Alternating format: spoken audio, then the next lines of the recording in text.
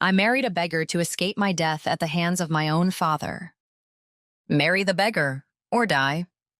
That was my father's decree. Not a warning, a command. I am Princess Ebony of Illyrion, born into a golden cage and raised to be traded like a coin. But the same crown that raised me also tried to kill me. They said women in Illyrion couldn't shift, that we were too weak to wield fire. But they were wrong, because I am not what they think. I am not dragonless. I am the dragon. At 14, I changed. My bones split, my flesh burned, and Nova was born. Not in my dreams, not in my mind, but in my blood. And I've hidden her for 4 long years. But secrets burn. And mine ignited the very court that raised me on the eve of my 18th birthday. That night, my life came crumbling down when my father summoned me to see him at the library and told me about his cruel decision that would go on to alter my life and the history of my kingdom forever. I won't marry a stranger, I said, my voice too loud to speak to a king. My father turned on me, furious. How dare you talk back? You will obey me. You can't pick my husband, I pleaded with him. You're turning 18. It's time now. Your mother is planning the grandest ball in our history for you. I have sent invitations to all the neighboring princes. You will choose a husband at the ball. That's my final decision. He looked away at his books. I was boiling inside, but tried to stay calm. I'm your daughter, the princess. Why am I just something to trade? Marry, my brother's not me. He ignored me. I don't even have a dragon yet, I said, my voice cracking. Who wants a dragonless princess? I was hiding the truth from him. Quiet, he roared, making me flinch. Women aren't allowed dragons in Illyrion. Even if you could wield one, what good would it do you? You're not meant to fight. You're meant to serve, to bear children, and to obey. Your place is in the household, not on the battlefield. I knew the law. No fighting, no training, no shifting into a dragon for women. Death if you broke it, even for me. I tried to speak, but he cut me off. You will be married in 3 days, dragon or no dragon. He paused, cruel. I invited the Pyrorian princes. Pyroria? I gasped, shocked. Our enemies? You'd marry me to our sworn enemies? What's done is done, he shouted, losing patience. You will choose a husband at the ball. Refuse, and you'll regret it. I felt sick. He looked nothing like the man I once called father. My father would never have spoken to me with such cruelty. Yet there he stood, the flickering flames reflecting the hard lines of his face. And I knew he meant every word. I'm done with your disobedience, he said, his voice cold. You're a woman. It's time you act like one. Your only purpose is to be useful to a man and adorn his halls with your obedience. My whole body trembled. I forced my voice from a whisper. Is that an order, Your Majesty? He slammed his fist on the table. Yes, for heaven's sake, Ebony. Holding back tears, I gave a stiff curtsy and left. Outside, my brothers melted into the hallway shadows as I passed, my heart pounding angrily. I pressed my back to the cold stone wall, the weight of my fate pressing down like chains I couldn't shake. Then, a voice curled through my mind like a spark in the dark. We need a plan. Snap out of it, Ebony, it hissed. I gasped, my eyes darting around the corridor. Had anyone else heard that? Nova? I whispered, barely moving my lips. Panic tangled with awe in my chest. Are you here? Of course I am. Her voice thrummed through me, both a comfort and a threat, ancient power coiled tight beneath every word. If dragons are forbidden to women, then why can I hear you? My whisper trembled, cracked with fear I didn't want to name. Because you are not like them, Nova said, her presence pulsing through my mind like a storm waiting to break. Just as I stepped outside, trying to catch my breath, voices rose from the throne room behind me, impossible to ignore. I crept back toward the heavy doors, my heartbeat beating in my ears. Hidden in the shadows, I shifted silently into my dragon form, hidden underneath a spell, cloaked in the dark. My mother, Queen Briette, pleaded with my father, but why?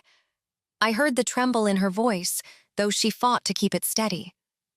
"She deserves to know the prophecy," she said, her words crept with fear. "Be quiet, Queen. You swore never to reveal the prophecy. Do you want the order to rise again?" My father's reply cracked through the air like a whip, landing like a blow to my chest. Then came my mother's voice again, lower this time, quivering with a rage I had never heard before. "She is your daughter, Liam. Your flesh and blood. No law, no man you marry her to can erase that truth." But my father's voice was the only one that mattered in this conversation. I quickly understood. I had never been a daughter in his eyes, just a burden, maybe even a threat. I was dangerously close to the door, standing on tiptoes, but my mind wandered off to the words. Prophecy. There's a prophecy with me in it, and no one's told me that before? Just then, Nova's voice whispered through my mind, calm and steady. "Don't worry about the king, little one. We'll be fine. You know what to do now." But I couldn't stop the ache in my chest, a pain no spell or dragon could dull. How can he hate me this much? But before Nova could respond, I heard my mother's voice again. I whispered. My voice cracked, and a single tear slipped down my cheek. "Liam, don't you remember what the seer proclaimed at her birth? Ebony is destined to—" My father's voice came crashing in, interjecting her. "Not another word." "What was that?" I asked Nova softly, barely able to form the words. "I don't know," she murmured, "but we'll find out. Together." But before I could plan my escape, the night of the ball arrived, looming over me like a twisted joke, laughing in my face before I even had the chance to breathe. I stood before the mirror, the crimson gown clinging to my shoulders like a sentence I couldn't escape. My reflection didn't look like me. It looked like a prisoner dressed for sacrifice. Then the door creaked open. I didn't need to turn to know who it was. King Liam, my father, stepped inside and stopped cold, his eyes dragging all over me. "You look truly radiant tonight," he had said, voice low, hands warm against my shoulders. "Any prince who sees you will know how fortunate he is." "Must we speak of mates so soon?" "I don't want to marry yet, father. Please don't make me do this." I tried to protest. "You were born to be a wife, Ebony. You are meant to serve your husband. Tonight is your chance to show Alarion the grace and strength you carry. When you find your mate, and you will, it will not be an ending, but the beginning of your true story," he said before continuing. "Alarion must come first. The throne cares not for a woman's dreams. It only cares that you fulfill your duty to it. And right now, you refuse the one ritual that seals a princess's fate, choosing a mate." I turned to face him. Fate? A single dance and then off I go? Far from the forests I roam each dawn, from the people I know, from the woman I want to become. If my destiny is bound to some man I've never met, then I am already lost. Just then, Nova had warned me that our mate was hidden among the princes gathered in the ballroom today. But my heart was already armoring itself. "Enough," he shouted. "You will step into that ballroom in 5 minutes. No more words." Then, just before leaving, he softened. "You will always be my daughter first, Ebony. Make me proud." "As you say, father," I said, stepping forward, chin high, my heart hammering. The ballroom memory is still so fresh in my head like an open wound.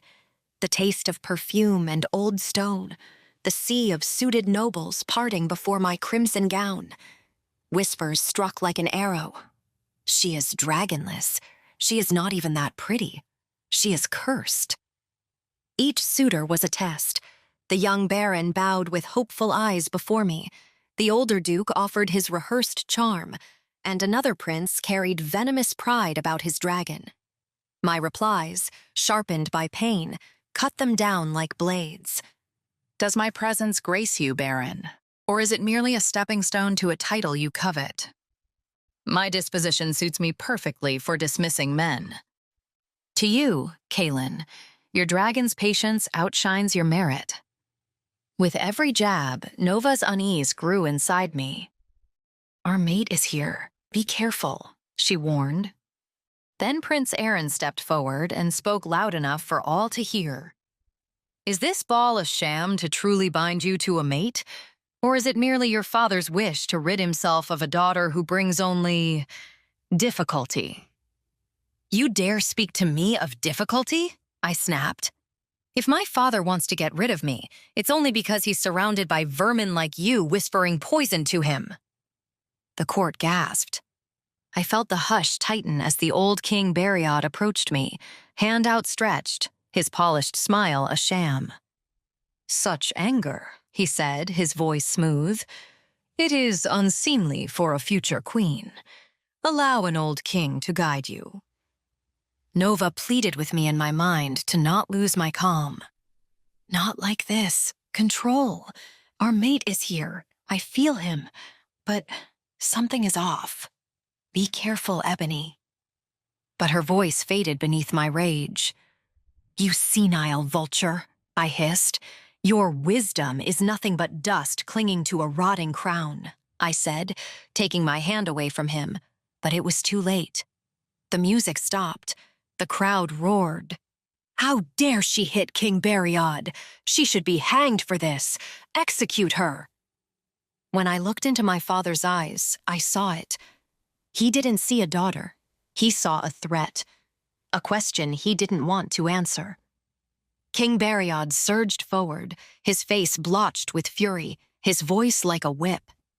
Your daughter has humiliated me, Liam, he thundered, in front of kings, nobles, and the sons of our alliances.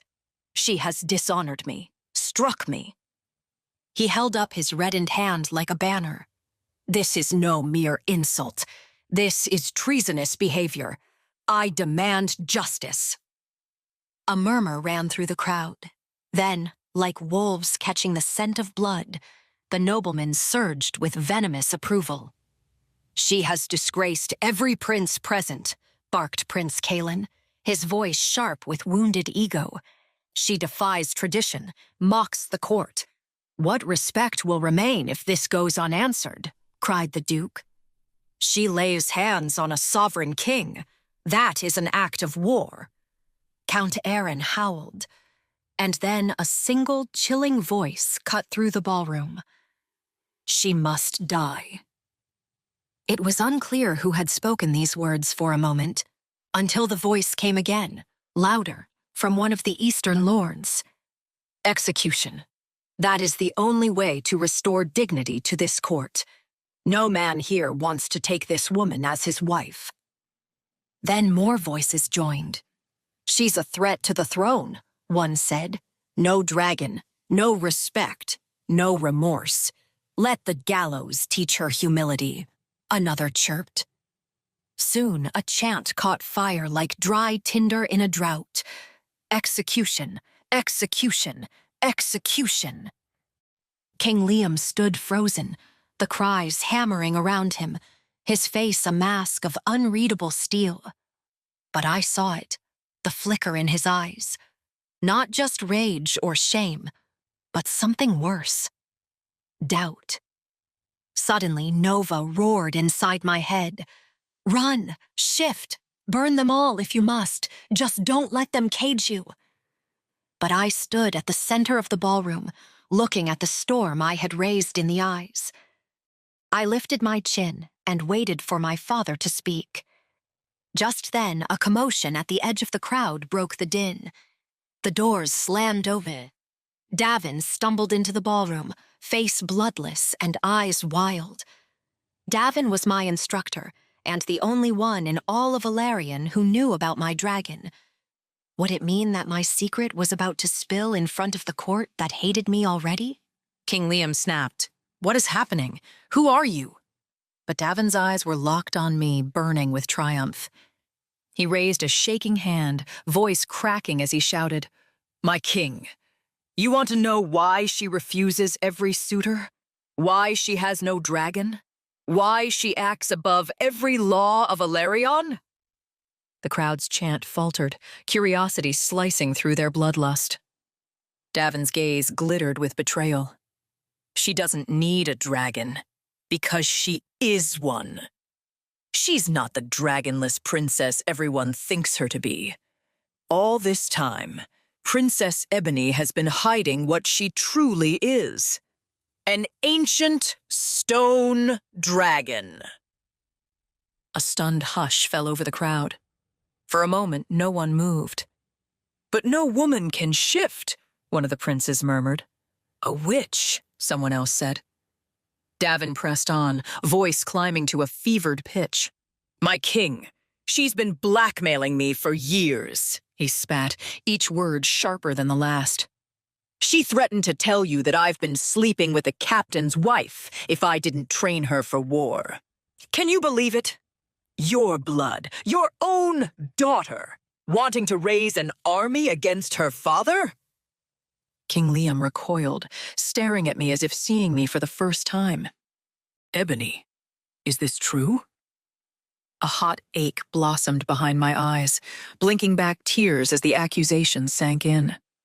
"We must do something to find our mate. Now," my dragon whispered urgently. But it was too late. "Look for him." But I couldn't.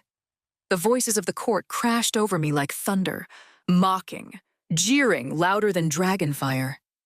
And just like that, Nova's voice, my only anchor, was drowned beneath their cruel mockery. "She's no princess. She's a cursed creature in a dress," someone said. "No man here wants her. Let the beggars claim her." The court erupted against me in unison. And my father, King Liam, the man who once cradled me in his arms, did nothing. My defiance had brought me to this moment, standing before the entire court, every whispered breath and judging gaze ready to pronounce whether I would live or die. I woke before dawn, the guards' firm hands pulling me from my bed. They led me down torchlit halls to the great throne room, where King Liam and his court awaited my arrival. As I stepped onto the marble floor, the crowd erupted again. "Kill her! Kill her!" I murmured to Nova, "We're going to die. Steady yourself." But Nova's voice wavered, edged with fear. "You've insulted them all, placed yourself above every courtier. Who would choose you now?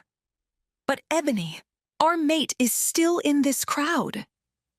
I swallowed my fear and kept walking ahead. Nova tried again.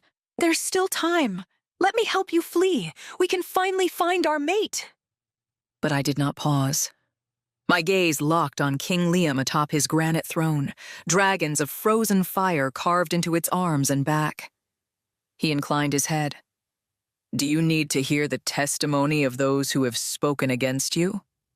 "No, father, but I began. "You will not address me as father," he roared. "I am King Liam to you. Do not call me father again." "Yes, your majesty," I said, almost whispering. 6 steps below him, the councilman stood grim-faced. Prince Edwin, my brother, barely hid a smirk. Davin's bruised cheek gleamed by torchlight in the audience, a proof of my last training session with him. I watched Lord Lyndon step forward, his scroll unfurling like a noose. His voice echoed off the stone walls, each word a lash. "On this day, before King Liam of Valerian, I read the charges against Princess Ebony Antoinette Firestorm, Princess of Valerian. First, abuse of power and cruelty toward Elsie and the castle servants. Second, blackmail of Davin of the House of Toru. Third, assault on a subject of Ilarion and a royal soldier. Fourth, treason, assaulting invited nobles, including princes of the kingdoms, and attempted assault on King Beriod. My heart pounded. Lies, all of it, lies, I whispered. This is all a lie. I never did such a thing as abusing Elsie. I glared up at the king. Where are my accusers, Your Majesty? I demand to face those who witnessed these crimes. A murmur rippled through the court. Lord Lyndon met my gaze coldly.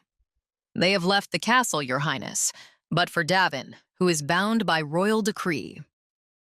I turned toward Davin, fury blazing in my chest. This is a mockery. You deny me the chance to face my accusers? King Liam rose, silencing me with a sweep of his robes. Silence, you traitor. There will be no more talk from you in my court. My body recoiled as if struck by lightning, but I refused to look away. Lord Lyndon stepped forward again. Now, let the council vote on her sentence. One by one, their verdicts rang out. Death, death, death. Each death hammered a final nail into my fate, until Lord Lyndon hesitated. His dragon flickered in his mind alone.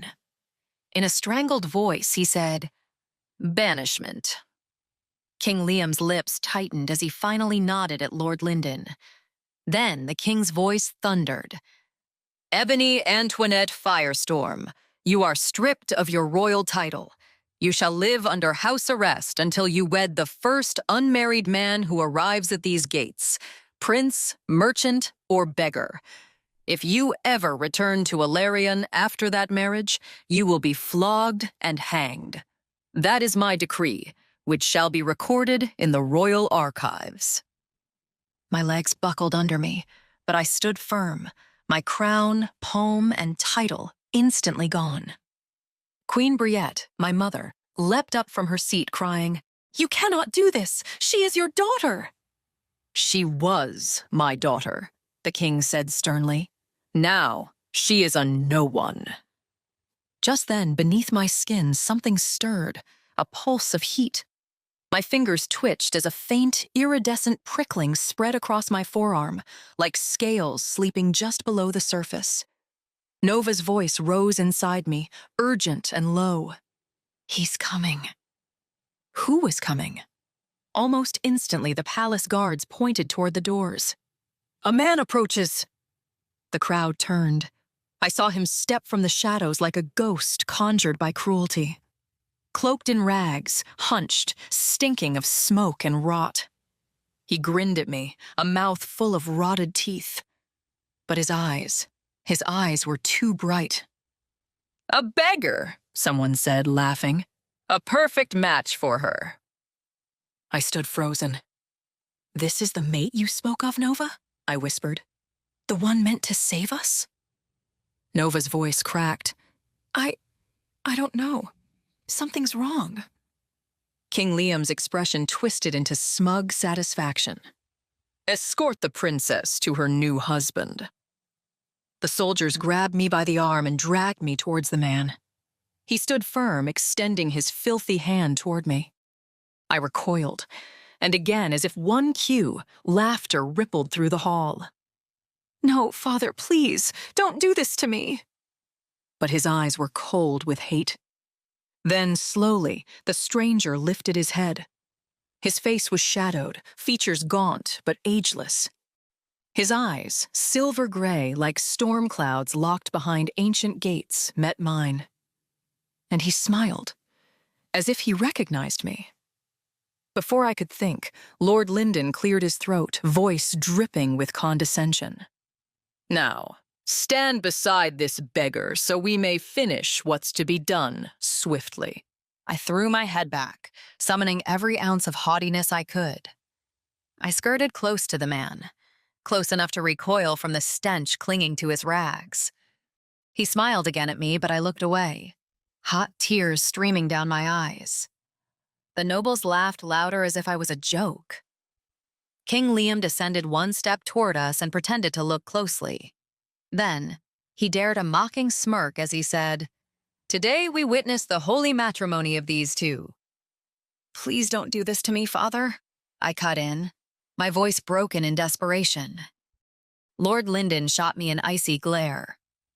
"Interrupt the king again, and the council will reconvene to charge you with death.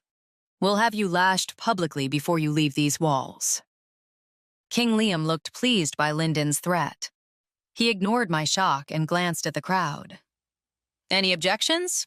Speak now or forever hold your peace." I searched hopeful eyes for someone to cry out, but found only smirks, except the beggar beside me.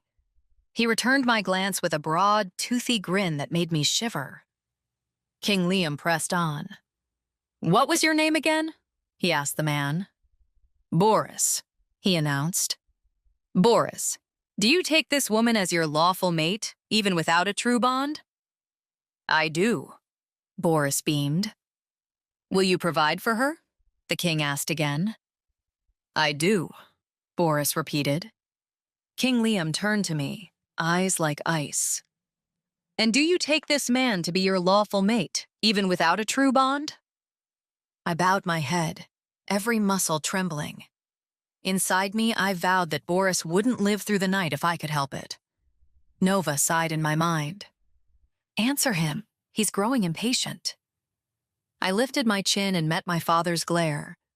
My voice rang clear in protest, one last time. "Marry the dirt beneath my feet? Is this your prophecy, Mother?" You don't know anything about the prophecy." King Liam's voice trembled with fear as he looked at Queen Briette, who gasped softly behind him. But his smile suddenly turned sinister, almost like he had defeated an enemy on the battlefield. "Enough!" he roared. "This marriage is done. You are no longer a Valerion, Ebony. You will leave, now, with your beggar husband, and never show your face here."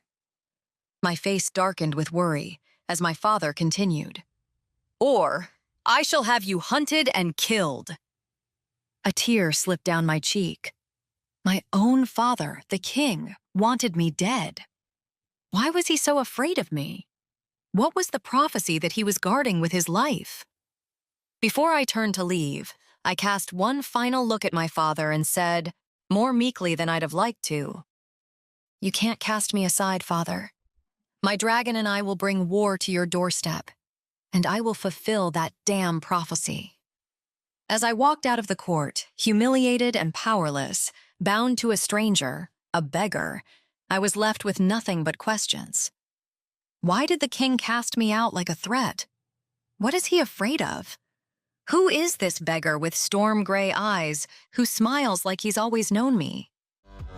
Wait, that's not the end. You've just had a free taste. Now get the full story on the Pocket FM app, link in description. Check out our next video and playlist, and don't forget to like, share, and subscribe.